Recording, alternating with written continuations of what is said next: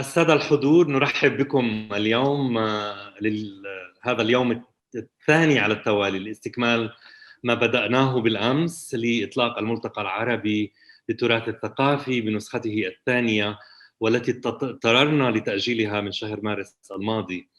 وارتأينا أن تعقد هذه الجلسات مع مناسبة إعلان جائزة التراث الثقافي للممارسات الجيدة في حفظ التراث، والتي تأتي ضمن مهمة المنظمة لترويج الأعمال التي تتماشى مع المبادئ والأسس الدولية في حفظ التراث الثقافي.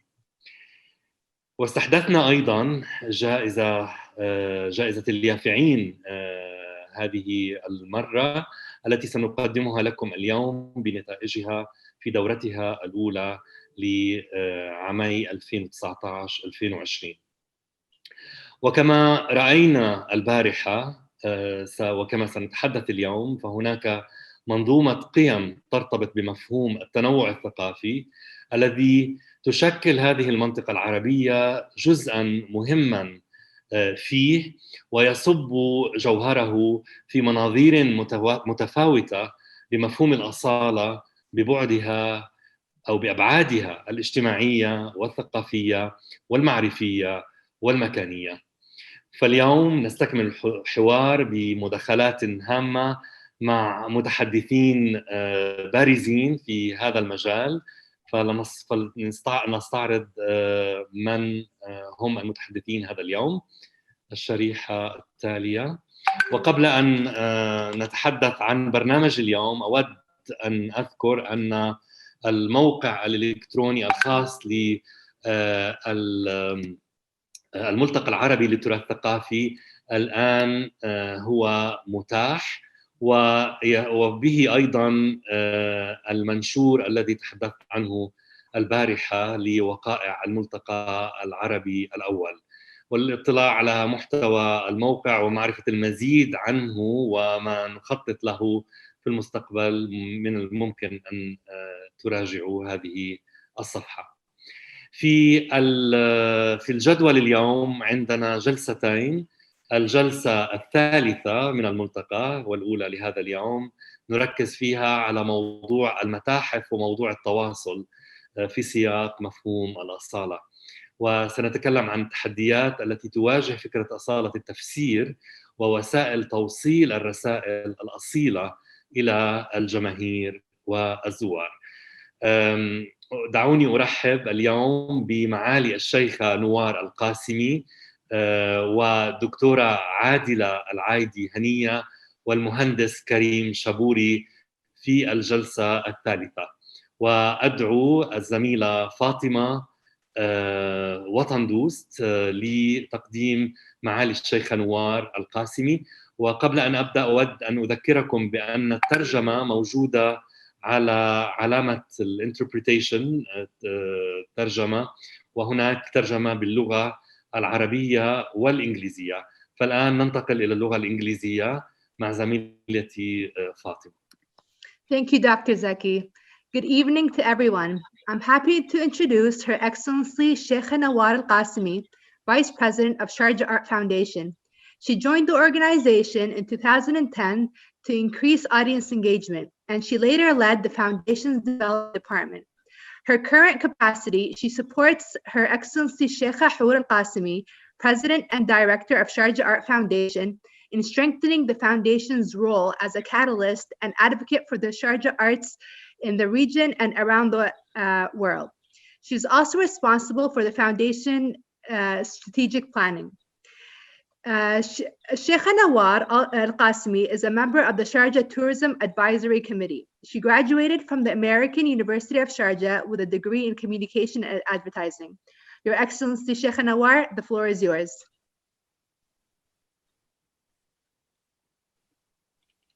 Thank you. Thank you, Fatma. Thank you, Dr. Zaki. Thank you, everyone, for the invitation and the warm welcome. I'm going to be talking about the restoration and repurposing of modern and heritage sites within the context of Sharjah and the kind of work that we are doing at the foundation. I'm going to share my screen with you all. so that I can get on the presentation.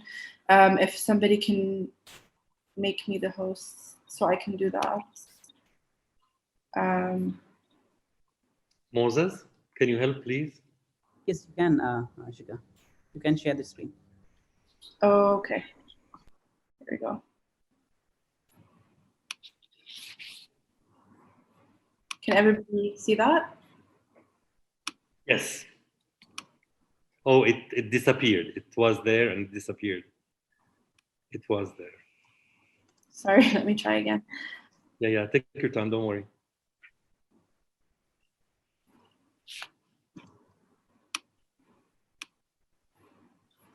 You like us to share it for you? Okay. Okay. Can you all see it? Yes. Okay. Sharjah Art Foundation is a nonprofit government organization. We're government funded, so we're a public body. And we were founded in 2009 to continue the legacy of the Sharjah Biennial, which has been taking place in Sharjah since 1993. We operate in the heritage area of Sharjah and across various parts of the Emirates, as you can see on the screen here. We use heritage sites and heritage homes to present our exhibitions. However, our model is quite unique because as an art organization, as a contemporary art organization, we're also involved in the restoration and renovation of these sites. And we restore and renovate these buildings with partners such as the Heritage Department in Sharjah. So we often we often work with experts in restoration and renovation when presenting exhibitions and spaces. And this is not very common for a lot of arts organizations, I think, around the world. But this model or this way of working means that a lot of our work is site-specific. So whether artists are creating new works as a response to a site, or we're bringing in a major exhibition from somewhere else, the physical site and location gives it a different layer, a different meaning, and a different context. So even for audiences who would come to see an exhibition in a heritage house or in a heritage area, that gives a very different viewing experience, that tells a very different story. And even if you're talking about exhibitions that people might have seen in major museums around the world, coming to Sharjah within this context, they're also looking at them from a very specific or very different perspective. And then working in heritage sites also has its limitations, of course, because of the nature of the buildings themselves. So with contemporary art, a lot of projects, or with the artists that we work with, a lot of projects are quite ambitious. However, there are a lot of limitations for us as an organization when you're working within these heritage and protected sites. These are some of our venues that you can see here. So at the top, we have one of the heritage houses that have been restored. On the right-hand side is contemporary spaces. And then at the bottom right is an older home that we also use for art spaces. Our main art spaces, which are in Al Murayjah, have been nominated for the Aga Khan Architectural Award. So the buildings, these buildings that you see here, were built on the footprint of the old city. So for us also, when we're looking at spaces and looking at exhibition spaces, we're always kind of going back to what is already existing in Sharjah, what is, linking it back to Sharjah's history. And we opened 6 buildings in 2013 that were built on the footprint of the old city, with some surrounding older homes that still, of course, remain on the periphery of these spaces. And when we developed these buildings, we were very careful to make sure that they were not imposing on the surrounding heritage area. So if you have actually visited them and seen them, they are quite impressive spaces on the inside, but when you're walking in between heritage homes, you will just stumble upon them. They're not imposing, they're not aggressive in any way, and it's a lot of open space. They're they're on a human scale, they're quite approachable, and of course they bring in a very interesting context when you're talking about artists using these spaces to create site-specific works, as you can see here. But also at the same time, we work in different areas around Sharjah, but because of our activities, and when I say our, I mean not just Sharjah Art Foundation, but Sharjah Art Foundation, the Sharjah Museums Authority, the Heritage Authority, the Theatre Association, have all been working in the same specific area for so many years, and it's where the cultural activity has been taking place since the 1980s. We've organically created a brand for the city of Sharjah. We've organically created a brand for this area, which is known as the Arts and Heritage Area, or the Heart of Sharjah now. What's really interesting about Sharjah's perspective is that it's not a heritage area that's inaccessible to the public, as you might have in a lot of places. The heritage it's protected, but it's still integrated in people's everyday lives. It's still part of, it's part of our surrounding areas. We use all of the spaces, so it's not just a place where tourists will come in and leave and nobody will really interact with the place. We've tried to make it as accessible as possible. And over time, of course, other people have come and programmed different things into the area. And all of the different activities that take place kind of complement each other. But essentially, it's a very grassroots and a very organic way of developing this part of Sharjah. It's kind of happened over time. And it was very important for us to keep all of our core activities at the heart of the old city and encourage the new generation and the youth and audiences to come back to this part of town that was, at one point of time, looked at as the old part of the city. As Sharjah is developing, people are moving out towards really what used to be the desert. People are moving away from the center of the city. So we're trying to stay true to our core and program things and build things and create things really in the center of the city. I'm just going to run through some images of the spaces that you can see. So basically, we used different venues like Beit al-Shamsi, which you see here. And it's important to mention also within this context that the UAE is a young country. So while we talk about heritage sites, some of the heritage homes that we're using are 16th and 18th century former homes where members of some of our families lived and were born and remember until today. And it's not that far back in our kind of cultural memory and heritage. But it's important for us, obviously, to preserve these buildings that have so much history. But other than these kind of older heritage sites, we're also using. We've also acquired more modern buildings that are a part of a more modern heritage, so to speak. So we've recently renovated and repurposed the Flying Saucer in Sharjah, which is a building in the 70s, which was a French patisserie, then a supermarket.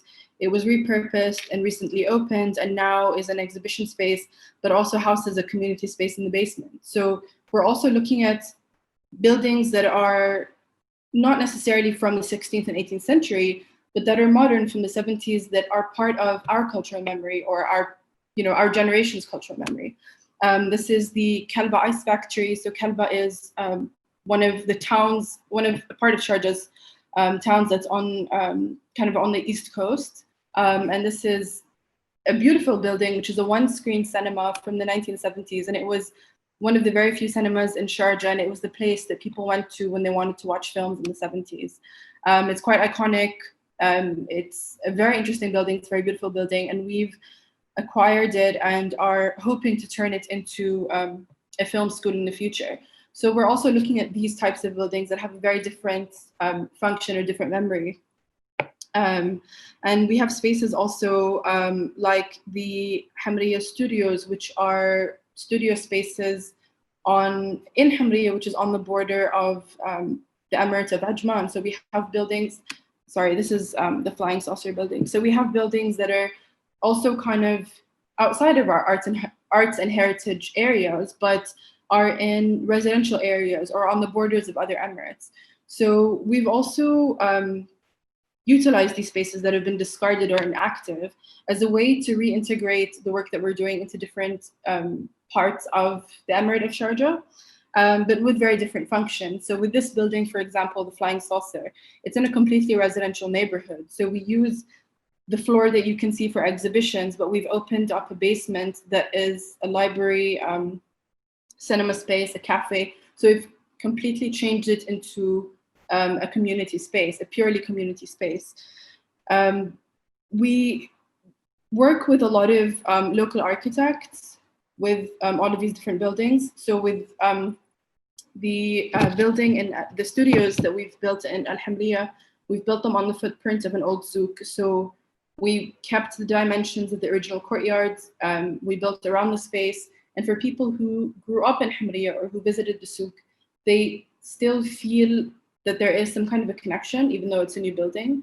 Again, we've tried to keep it as true to its original scale and tried to still tell the story of what used to be there. Unfortunately, in a lot of cases, a lot of buildings cannot be kept anymore for various reasons.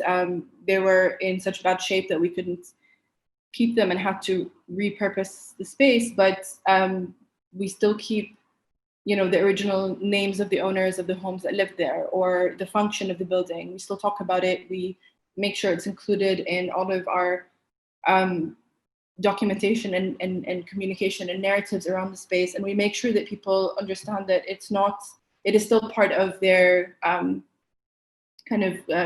history, even though it's not physically there anymore.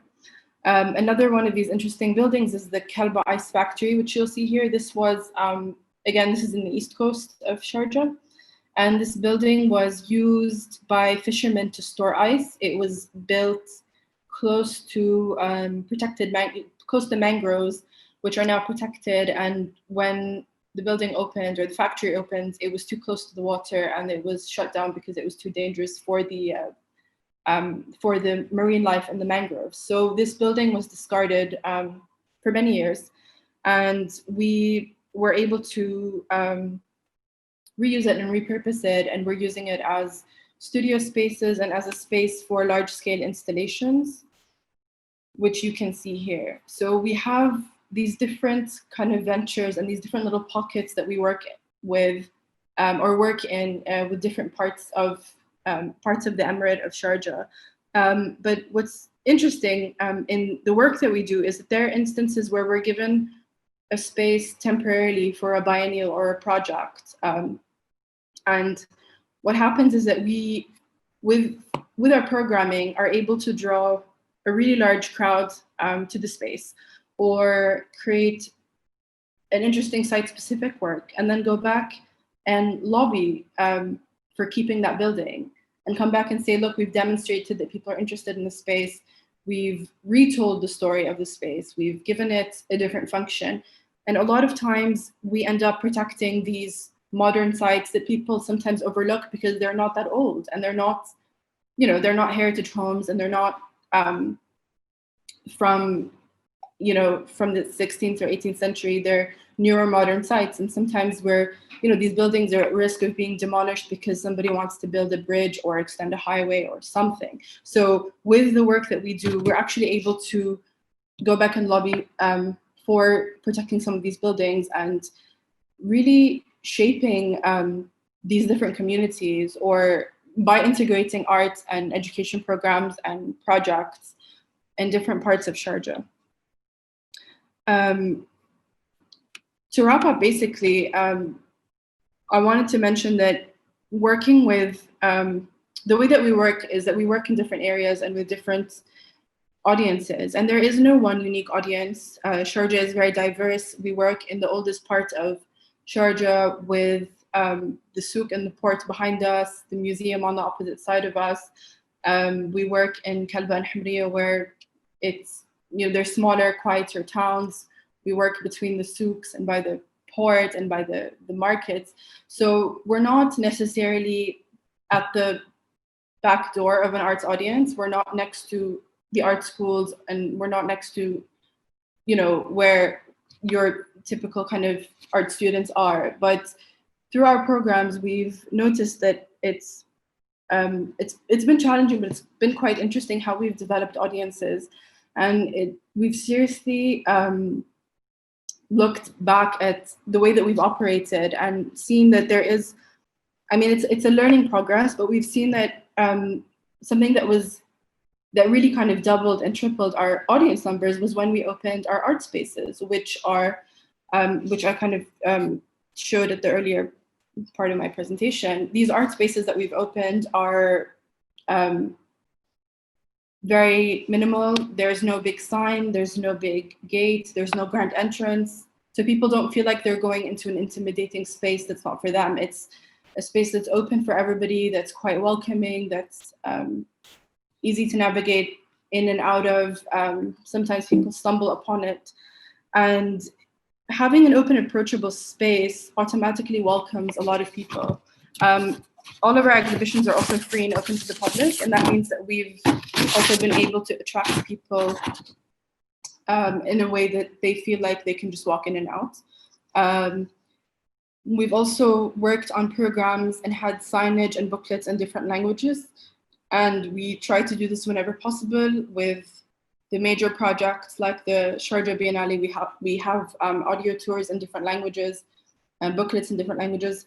And I think I'm sure everybody will agree that a lot of times the language that people use can be quite intimidating. So we've also tried to have signage and booklets and texts in language that is quite approachable for our audiences and for the public, and for people who are not really familiar with the art but want to feel included.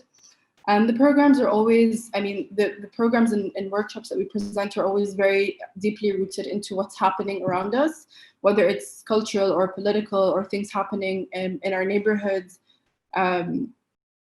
It's important for us to always be relevant and to what's happening around us, but also still kind of draw people back to these main spaces, which are in the heart of the city, which are in the heritage area of the city. As Sharjah is developing, as there are new projects that are being built, really kind of way out of where we are on the borders and in the deserts, and the city's expanding, we're really focusing on keeping things in the area where everything originally started.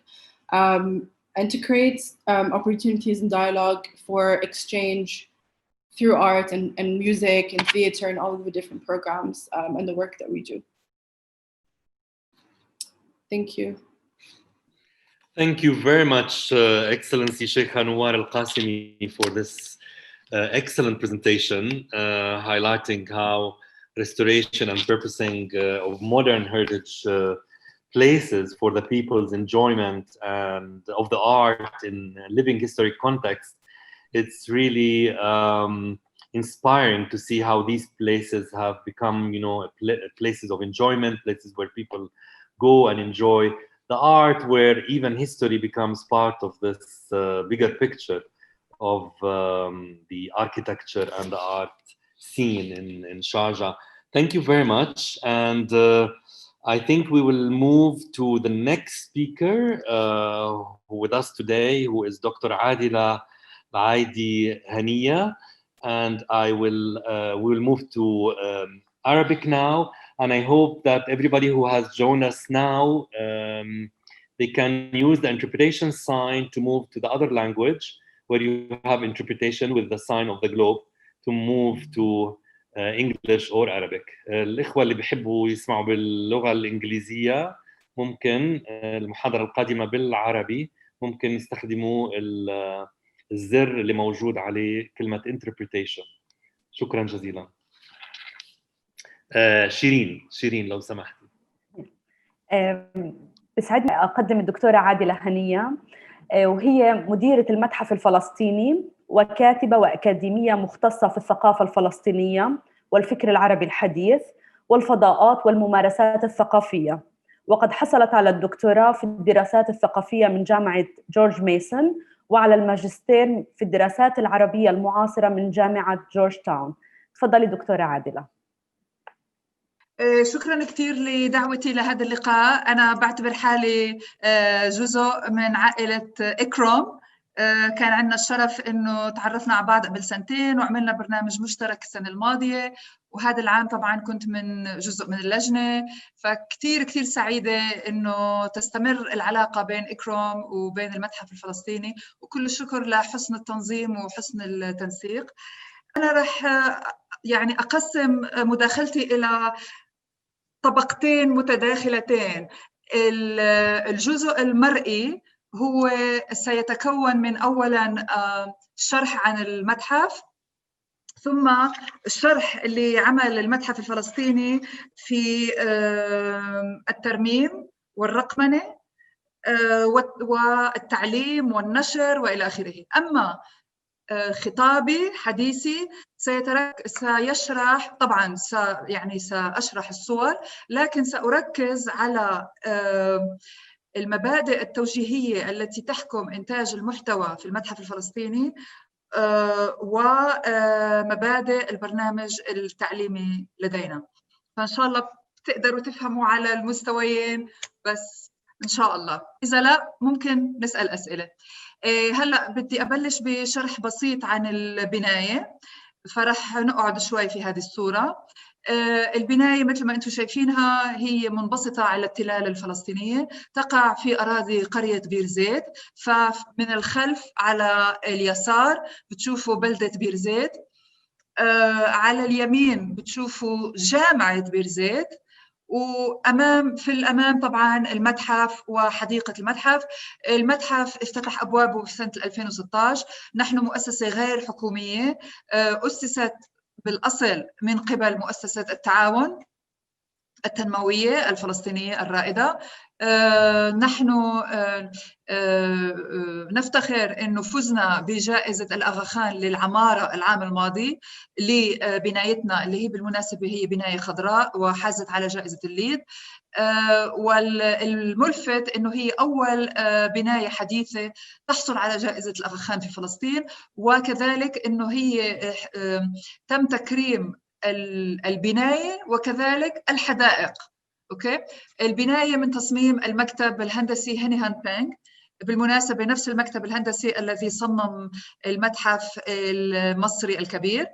أما الحديقة فهي من تصميم المهندسة لارا زريقات الأردنية.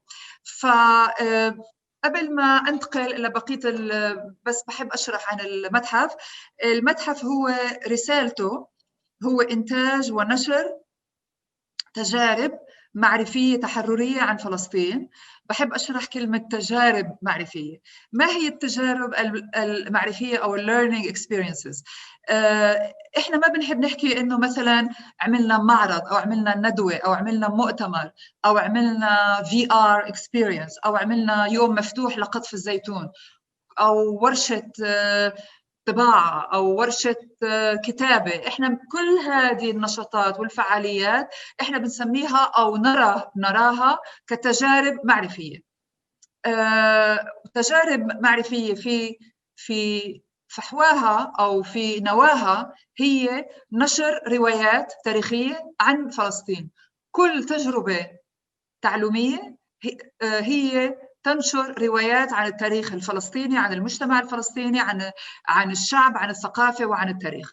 فبلخص، إذن رسالة المتحف هي إنتاج ونشر تجارب معرفية تحررية عن فلسطين شعباً وثقافة وتاريخاً من خلال برامج مبتكرة. فبالتالي هوية المتحف هو ليست مؤسسة احتفاء أو مؤسسة تذكارية، بل هي مؤسسة حشد وتعبئة وبعث الأمل للفلسطينيين ولكل محبي فلسطين. فهلا رح أترجم كيف هذا. طبعا بدي أشرح إنه نحن نركز على الفترة الحديثة في معارضنا وندواتنا وفي مجموعاتنا، أي الفترة بين نص القرن الثامن عشر إلى يومنا هذا.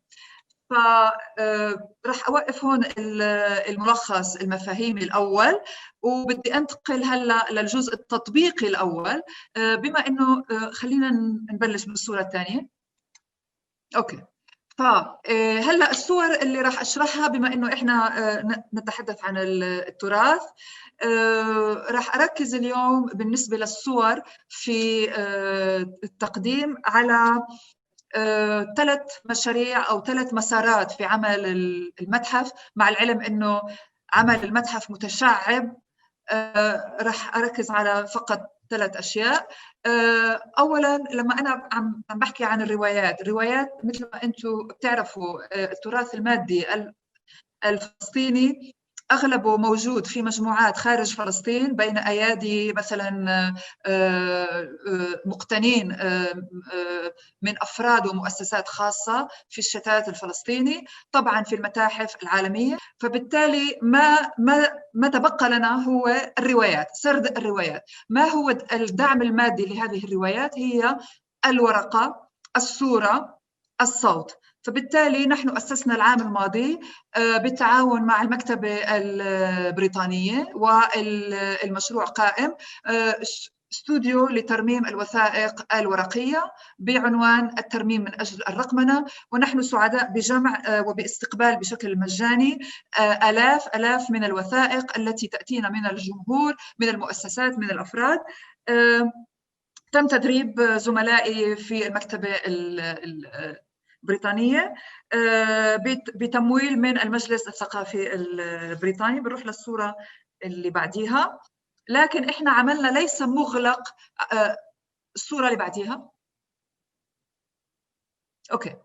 هلا المهم في عملنا هو انه عملنا لا ينحصر في نوع من الحوار المغلق بين المتحف وبين صاحب المجموعه الذي ترقم او الذي ترمم. فنحن نقيم ورش تعليميه، ورش تثقيفيه عديده للاطفال، للمجموعات. حتى ايام الحجر الصحي خلال الربيع انتجنا افلام فيديو 3 دقائق، دقيقتان، توعوية تربوية للعائلات. بدي أوقف هون بس. لا، في اللي بعديها. فأنتجنا مثلا خلال الإغلاق عدة أفلام توعوية تعليمية للعائلات، إنه كيف الواحد يستغل هذه الفرصة لصون الوثائق ولحفظها، الوثائق العائلية في البيت. فبنعمل كذلك غير النشاطات مع المدارس، بنعمل ما يسمى بالأيام العائلية المفتوحة. هلا بنتقل للبنة الثانية. إذا بنروح هلا للصورة الثانية. اوكي. هلا مثلا لما بيجوا عندنا الاطفال طبعا احنا بننتج لهم كتيبات عشان يعرفوا قيمه الورق والى اخره، سميناها كعكشه في مختبر الترميم. نروح للصوره الثانيه. تمام، هون بدي اوقف شوي. طيب هلا الوثائق التي تاتينا من كل انحاء فلسطين تاتينا يعني من مالكيها او التي نبحث عنها نحن. ماذا نفعل بها؟ نرممها طبعا. هلا جزء منها نعيدها إلى أصحابها، لكن الجزء الأكبر يذهب أونلاين على موقع أرشيف المتحف الفلسطيني الرقمي. هذا مشروع رائد.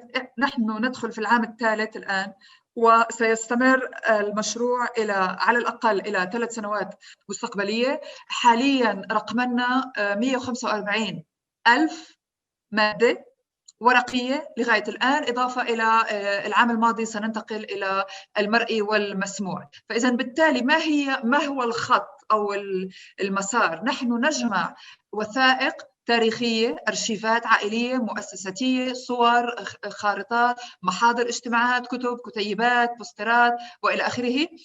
على المعيار للجمع هو مزدوج. أولاً نجمع كل ما يتعلق بالتاريخ الفلسطيني، ما نسمي السفلي، أي الغير نخبوي الذي صنعه الإنسان العادي في حياته العادية اليومية. وثانياً يجب أن تكون هذه المادة مهددة بالتلف أو بالإهمال. ثم نقوم بترميمها في الاستوديو الذي رأيناه قبل قليل، ثم نرقمنها، نؤرشفها، ننتج المادة المعرفية ونرفعها في open access، فهي مفتوحة للجميع. وهذا المشروع هو بتمويل من مؤسسة أركاديا البريطانية. هذا أكبر مشروع للأرشفة والرقمنة في فلسطين، وهو المشروع الوحيد الذي هو open access مفتوح للجميع لكل الباحثين، وهو كذلك تفاعلي، فأي شخص يمكن أن يفتح حساب على الموقع، حساب مجاني، ويجمع المجموعات التي يهتم بها، ثم مثلا يصلح المعلومات إذا كانت خاطئة أو يفيدنا بمعلومات إضافية. فهذا كلكم أنتم ممكن تزوروا هذا الموقع حاليا PAL-Archive. المهم بالنسبة للمنظور المفاهيمي، نحن لا نتعامل مع الأرشيفات كجيت كيبر أو كوصي أو بأي سلطة وصاية. نحن فقط نجمع المجموعات بما تسد ثغرة معرفية عن منطقة أو عن فترة تاريخية معينة، ونضعها في متناول الجميع وخاصة في متناول الباحثين. بنروح للصورة الثانية. هون طبعا عم نشوف عملية الرقمنة. قبل ما انتقل للجزء الأخير بالنسبة للصور، بدي أحكي عن شغلة اللي هي الرؤية الأوسع للمتحف الفلسطيني. مثل ما ذكرت، المتحف رسالته هو إنتاج ونشر تجارب معرفية تحررية عن فلسطين من خلال نشر روايات تاريخية عن فلسطين. لكن كيف نفعل ذلك؟ فنحن لدينا بعض المبادئ التوجيهية التي تحكم إنتاج المحتوى، والتي تحكم رؤيتنا نحن كمتحف فلسطيني إلى التراث. فنحن يعني غير محكومين بثنائية الأصالة أو المعاصرة، لكن نحن ما يحكمنا هو التعددية. مع أنه يعني المفروض أنه الشعب الفلسطيني كشعب تحت الاحتلال مفروض أن نتبنى رؤية واحدة في اتجاه واحد، لكن المتحف الفلسطيني لا يتبنى هذا التوجه. فنحن نطور رواية، لكن هذا لا يعني أننا نفرض رواية واحدة مشروعة أو ثابتة عن فلسطين. فكل الروايات التي ننتجها هي أولاً لا تعتمد على ردات فعل، على ادعاءات معينة، لكن هي روايات تنبع من الوسط الفلسطيني. الروايات هي جامعة وليست إقصائية، حيث يعتبر الفلسطينيون ورثة لتاريخ غني ومتنوع. أهم شيء اللي بدي أحكيه، الرواية تفاعلية، فنحن لا نعمل على تحويل الرواية إلى تذكار أو فتش في الماضي، وإنما نعمل على إظهار غنى وتنوع وتغير العلاقات الإنسانية على أرض فلسطين. لماذا؟ لأنه عامل التغير عبر الوقت هو فبدي أعيد، عامل التغير عبر الوقت هو بالتحديد ما يعطي الأمل في البدائل المستقبلية، ويساهم التركيز على التغيير كذلك اللي إحنا كتير بنركز عليه في إظهار عوامل التغيير وأدوار الناس التي يمكن أن يلعبوها في تشكيل تاريخهم.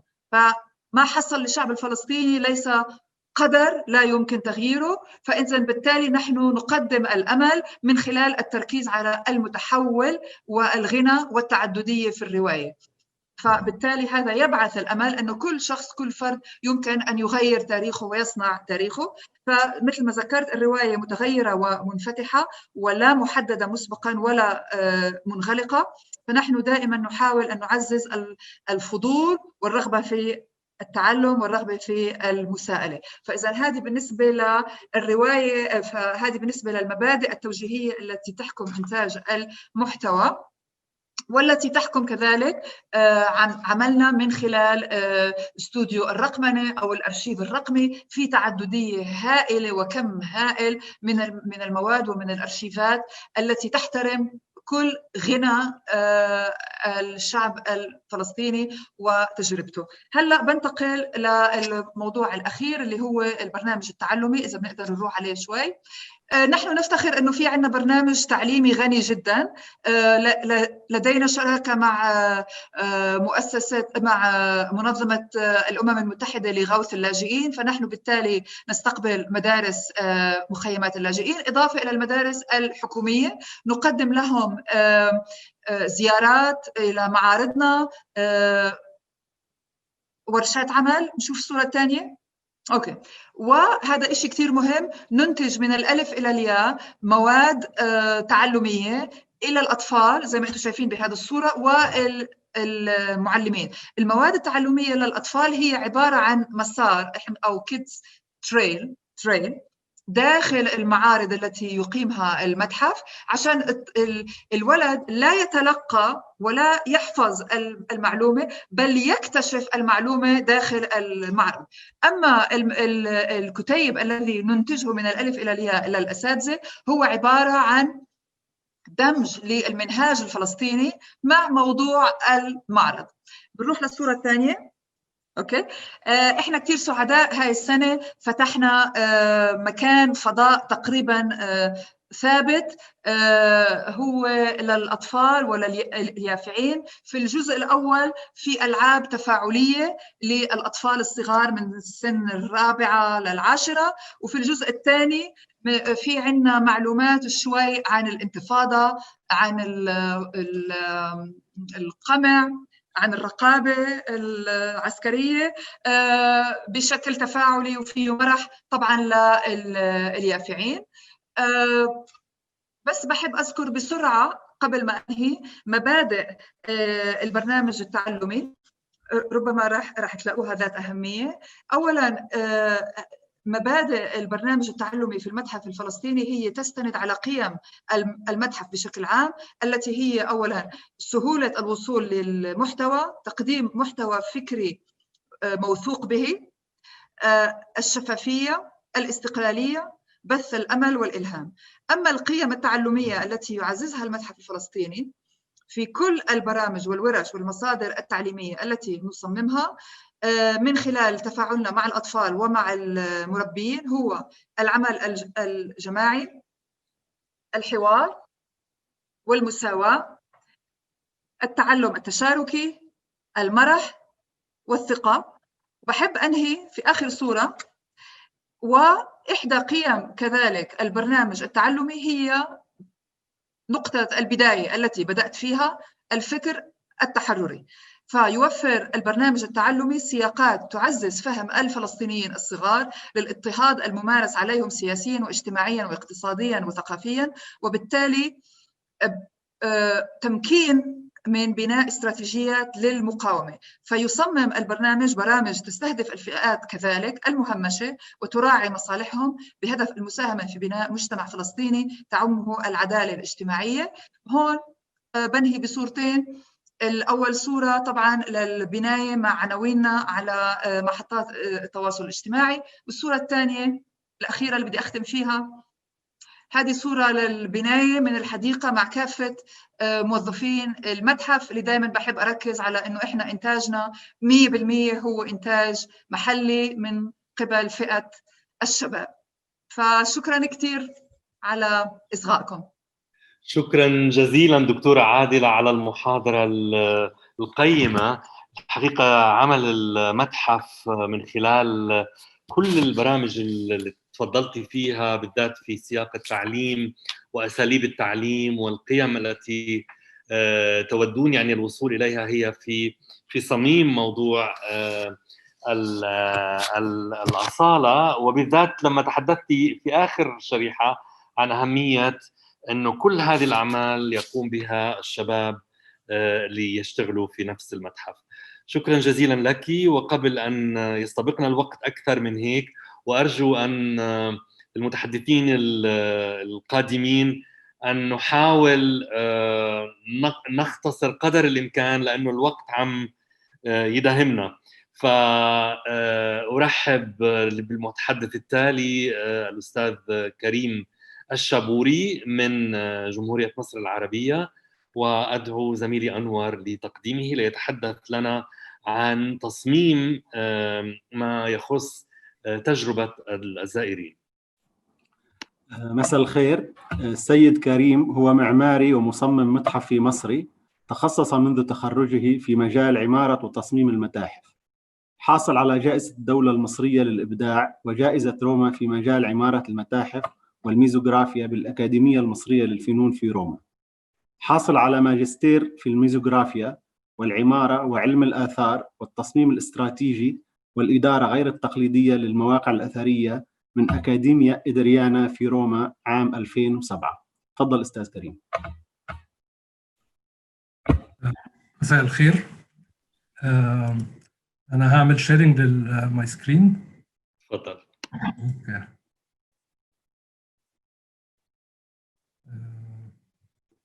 أعتقد كده شايفينها مش كده؟ ممكن تعمل فول سكرين. اوكي. أولاً بحيي جميع الحضور وبشكر إكرم والسادة المحاضرين اللي سبقوني سواء النهارده أو امبارح. أنا هتكلم النهارده عن الفيزيتور experience in museums.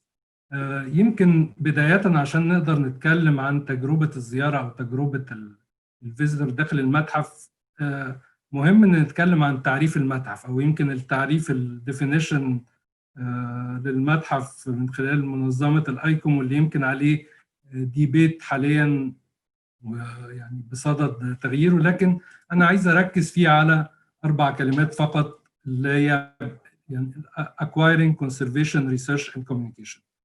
acquiring ده البداية اللي نشأت من خلالها المتاحف، فبالتالي من خلال وجود كولكشن. الكولكشن تم يعني التعامل معاها من خلال الحفظ والدراسة بهدف الكوميونيكيشن أو بهدف التواصل وإتاحتها للجمهور. لكن علشان نقدر نفهم معنى الفيزيتور اكسبيرينس لازم يعني نرجع في التاريخ ونفهم علاقة الزائر بالمتحف.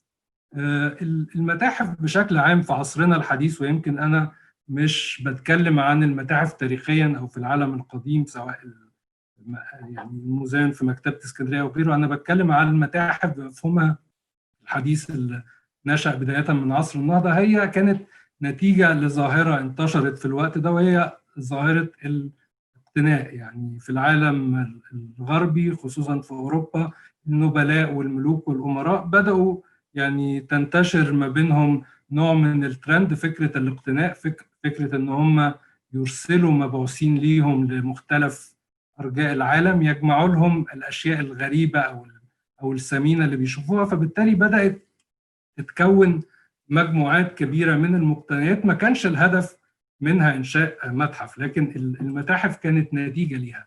في الوقت ده نقدر نقول إن ما فيش مصطلح الفيزيتور، كان غير موجود. يعني كان القطع بيتم اقتنائها وبيتم حفظها في هذه القصور اللي لاحقا تحولت لمتاحف، لكن مش بهدف إتاحتها للجمهور، لكن بهدف يعني اقتنائي بحت. مع الوقت بدأ يتطور يعني المفهوم ده بشكل يمكن يعني مختلف، وبقى في يعني اللي نقدر نقول عليه العلاقة اللي موجودة بين المحتوى الممثل في القطع المتحفية أو المقتنيات والكونتينر أو المبنى اللي بيحتويها. وبالتالي بدأت تتحول القصور اللي كانت مملوكة للنبلاء والأمراء اللي بيجمعوا القطع والمقتنيات تتحول يعني تباعا إلى متاحف. وبدأ مع الوقت يظهر أنماط يمكن في بدايتها كانت بسيطة جدا، زي الكابينت اوف كوريوزيتيز او الجاليري بمفهومها قاعة عرض او الوندر كامر وهكذا، لكن مع الوقت ده تغير واصبحت تتحول الى مؤسسات متحفية بمفهومها الحديث. لكن من المهم الاشارة ان نشأة المتاحف واللي هي الهدف منها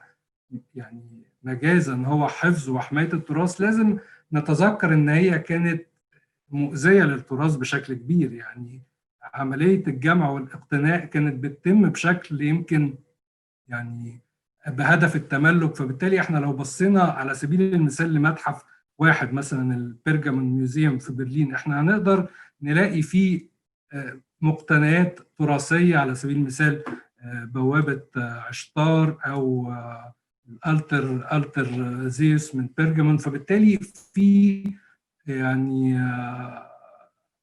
حدث يعني نوع من الضرر للتراث ان هو تم اقتطاعه من سياقه بهدف جمعه، لكن لاحقا تم تدارك ده، ويمكن ما بقاش ده النمط السائد او السياسه المتبعه في تكوين المجموعات المتحفيه، لكن ده الواقع يعني اضطرينا يعني نواجهه ونتعامل معاه. مع الوقت ومع تطور مفهوم يعني ديمقراطية المتاحف لو جاز التعبير، بمعنى أن هذه المقتنيات اللي موجودة حيازة أغنياء وأمراء ونبلاء بدأت تتاح بشكل تدريجي للعامة، فبالتالي بدأ الدخول ليها يمكن بشكل تدريجي، بمعنى أن بداية علية القوم وبعدين مجموعة أخرى حتى تمكن يعني مع الوقت أن تصبح متاحة للجمهور جميعا في طول الوقت. وبدأت تتطور مجالات مختلفة من الدراسات المرتبطة بالمتاحف، سواء من الموزيولوجي أو الميوزيوم ستاديز أو الكونسرفيشن. فبالتالي بدأ التعامل مع هذه الغرف أو الأماكن اللي كانت بتحوي المقتنيات بشكل أكثر مهنية، فبالتالي بقى في نوع من التاكسونومي، بقى في نوع من الكلاسيفيكيشن، بقى في دراسة لهذه القطع، وبالتالي إعادة يعني ترتيب هذه القاعات اللي تحولت بدورها القاعات متحفية مفتوحة للجمهور بشكل يسمح ب يعني توزيع المقتنيات بشكل علمي إلى حد ما، أو بيوصل معلومة للزائرين. وظهرت في الوقت ده اللي نقدر نطلق عليه شكل قاعة المتحف التقليدية أو بمعناها يعني الكلاسيكي إلى حد ما. لكن مع الوقت بدأت فكرة الفيزيتور يعني وجودهم في المتاحف يزداد، والثقافة العامة بتجعل الناس يمكن أكثر توجها لزيارة المتحف، فبالتالي بدأ يتغير شوية الشكل الخاص بالشكل التقليدي للمتحف اللي كان في البداية مجرد فراغ داخل قصر أو مبنى قديم بيحوي مقتنيات، لكن بدأ الديزاين أو التصميم يكون ليه دور في صياغة الشكل اللي بتظهر عليه القاعات المتحفية. ويمكن الايفولوشن في الميوزيوم ديزاين هو ما كانش حاجة يعني بمنأى عن تطور التصميم بشكل عام في العالم ما بعد يعني البوست وور ايرا والايفولوشن اوف ديزاين بشكل عام. ويمكن من الأمثلة الشهيرة على ده متحف كاستيل فاكيو في فيرونا في إيطاليا لكارلو سكاربا، ويمكن رامي ظهر امبارح أشار لي في سلايد من السلايدز اللي عرضها، لأن دي كانت بداية تناول العرض المتحفي بشكل يعني تصميمي، بمعنى دراسة المقتنيات ودراسة الفراغ ودراسة كيفية خلق علاقة وصورة بصرية مختلفة بتساهم في فهم القطع والتواصل بينها وبين الزائرين. ومع الوقت بدأ يتطور مفهوم الديزاين بتاع المتاحف ويصبح أكثر تعقيدا، لأن أصبح يتطلب تناول تقنيات والتكنولوجيز مختلفة، سواء في الشوكيسنج وأسلوب الليبلينج، في الماونتنج الخاص بالقطع أو الانتراكتيفيتي والإضاءة. فبدأ يتطور المجال بتاع التصميم المتحفي أو تصميم العرض المتحفي ليتشعب لمجالات كتيرة يعني سنوية، وبالتالي في مجموعها بتؤثر على الشكل النهائي اللي بيغير شكل مفهوم القاعة المتحفية من مجرد فراغ بيحوي القطع، لكن فراغ بيحوي القطع من خلال دراسة تصميمية بتحترم المتطلبات العرض الخاصة بالقطع من أجل الحفاظ عليها واستمرارها، وفي نفس الوقت الجوانب البصرية المرتبطة بالبرسبشن بتاع الزوار للمتاحف. لكن الزائر هل ده اللي محتاجه فقط؟ هل هو فقط محتاج انه يشوف مكان جميل او العرض فيه يتم بشكل جيد تصميميا؟ لا، لكن في الحقيقه هو محتاج انجيجمنت اكتر، محتاج تريجرنج للاتنشن. يمكن الصوره اللي موجوده قدامكم انا صورتها في متحف نورتون اند سايمون باسادينا في كاليفورنيا، لان هي بتعبر عن، يمكن ده طفل موجود في المتحف يعني مصطحب من أهله في زيارة لي، لكن هو تماما فقد كل الاتنشن وكل الاهتمام بالكونتكست الموجود حواليه. فبالتالي دي علامة إن في ديفكت، في شيء خطأ بيجعل الزائر منفصل عن المكان. وده يمكن مرتبط بحاجة مرتبطة بطبيعة الزوار. يعني احنا لازم نعرف ان زائرين المتاحف مش كلهم ليهم نفس الباك جراوند، مش كلهم ليهم نفس انماط التعلم، بعضهم بيتعلم بشكل تفاعلي، بعضهم بيتعلم من خلال الصورة، بعضهم بيتعلم من خلال الكتابة والتلقين، وطباعهم أو الباك جراوندز بتاعتهم بتختلف. يعني منهم من هو متخصص، ومنهم من هو يمكن بيتعرف على الموضوع اللي بيزوره لأول مرة. فبالتالي تطورت نوع من ما نقدر نقول عليه حقوق الزائر. حقوق الزائر بشكل عام أو المفروض تتوفر في المتحف للزائر بخلاف تقديم المحتوى هي يعني بعض الأمور المرتبطة بتوفير سبل الراحة ليه، توفير التوجيه، الاستقبال الجيد، كل ما يتيح ليه إنه يستمتع بزيارته ويقدر يتفاعل ويتم من خلالها يعني التعامل مع المحيطين والتعلم، وفي نفس الوقت الترك ليه نوع من الحق في الاختيار والتحكم في زيارته، مش انه يكون بيلقن بشكل مباشر، وفي نفس الوقت يعني يقدر يتقبل يعني نوع من التحديات ان هو يعني ما يلاقيش جميع الاجوبه لاسئلته، فبالتالي يقدر يسعى. التطور ده او النمط الجديد ده اللي بالتالي بيأثر على عمارة المتاحف بشكل كبير، لان اصبحت وظائفها تتجاوز مجرد تقديم عرض المقتنيات، جعل من متاحف يمكن تقليدية وقديمة وراسخة جدا ان هي كان لازم تغير من شكلها. يعني متحف زي متحف اللوفر في فرنسا او البريتش ميوزيوم كان لازم عشان يقدروا يواجهوا هذا النمط او يعني يصبحوا معاصرين لهذا النمط الحديث من التجربة المتحفية، ان هم يطوروا البريميسز بتاعتهم ويقدروا يقدموا فاسيلتيز يمكن ما كانتش موجودة بشكل كبير. لكن مش مجرد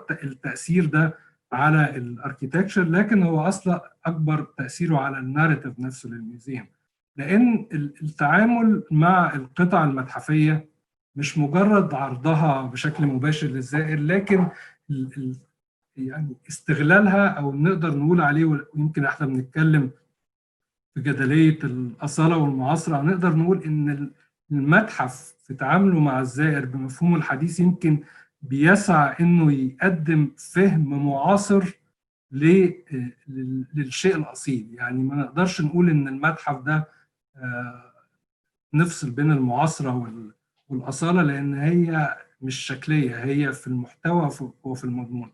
وبالتالي إعادة قراءة القطع المتحفية وإعادة خلق كونتكست فراغي مختلف، كونتكست بيتناولها من خلال مش الوصف المباشر ليها، سواء قطع بتنتمي لحضارة معينة أو مكان معين مصنوع من مادة معينة، لكن إعادة يعني إنشاء الحكاية أو الناراتيف من خلالها. فبالتالي ده بيقدر يقدم للزائر تجربة يمكن تتجاوز الشكل الخاص بالقطع.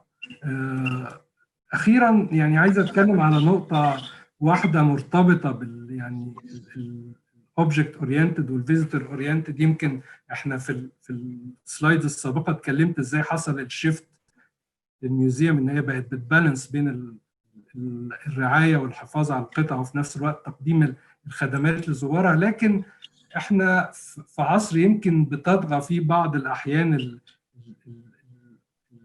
الأورينتيشن للفيزيتور والسيرفيس الموجهه للفيزيتور بشكل اكبر، وده يمكن نتيجه لبعض بعض الامور. اولها نقدر نقول ان هم 3 عناصر رئيسيه يمكن بتاثر على المشهد المتحفي بشكل عام. طبعا الاقتصاد الحديث والنيو موزيولوجي بكل ما تحويه من امور فرعيه تتجاوز فكره الحفاظ على المقتنى او عرضه، والماس توريزم او السياحه الضخمه. ده كله خلى المتاحف يمكن اللي عمرها ما كانت في يوم انكومبتنس، يعني ما كانتش المتاحف بتتنافس، عمر ما كان كل المتاحف ليها نفس التقدير ونفس القيمه وكل مقتنى ليه فاليو، فبالتالي ما كانش في وجه للتنافس. لكن في هذا العصر يعني يمكن بدأ يظهر تنافس على استقطاب الزائر، تنافس على استقطاب الزائر، لأن المتاحف أصبحت بتقدم خدمات أخرى مكملة لدورها الرئيسي، وفي بعض الأحيان أصبحت الخدمات دي يمكن بتتجاوز الهدف الرئيسي من المتحف. وآخر حاجة هتكلم فيها نموذج على ده يمكن في برلين في متحف النويس الشهير موجودة رأس الملكة نفرتيتي. والمتاحف كدورها الأساسي في حفظ وإتاحة التراث، المتحف موجود عنده 3D سكاننج خاص بتمثال رأس نفرتيتي، ومن المفترض إتاحته للباحثين، لكن المتحف ظل لفترة طويلة يعني يتجاهل أحد الطلبات الخاصة بأحد الباحثين. فشكرا جزيلا للمهندس كريم شابوري على هذه المحاضرة اللي أعطانا فيها تجربة الزوار والتركيز على الزوار في المنظور الحالي لمفهوم المتاحف.